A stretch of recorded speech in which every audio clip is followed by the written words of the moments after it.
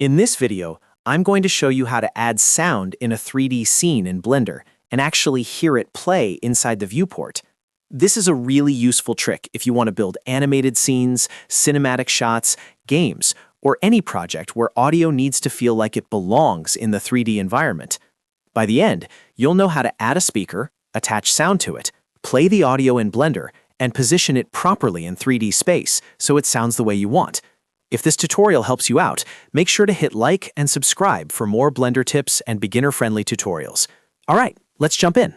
First, go to the top bar in Blender, open the Add menu, then choose Speaker.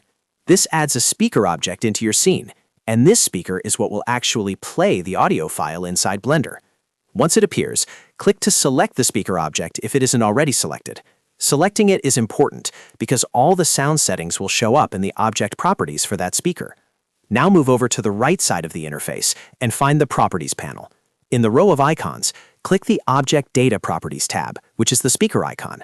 This is where Blender keeps the audio settings for the speaker object. Inside the Sound section, click Open, then browse to the audio file you want to use and load it into Blender. This step assigns the sound file directly to the speaker, so now the speaker knows what audio it should play. After that, go to your timeline and press Space to play the animation or timeline playback. As the timeline plays, you should hear the sound coming through the speaker in the viewport. If you don't hear it right away, make sure the correct speaker is selected and that the audio file was loaded properly. You can also move the speaker around in the scene if you need to. Just press G to grab it and reposition it.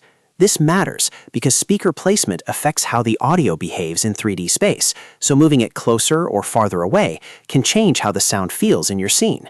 This is especially helpful if you're building a realistic environment, where sound should come from a specific direction or distance. Once you understand this basic workflow, you can use it for footsteps, effects, ambient noise, music cues, and more. So the full process is simple. Add a speaker, select it, open the Object Data Properties, load your audio, press Space to test playback, and move the speaker if needed for better spatial sound placement. If you found this useful, don't forget to like the video and subscribe for more Blender tutorials just like this. Thanks for watching, and I'll see you in the next one.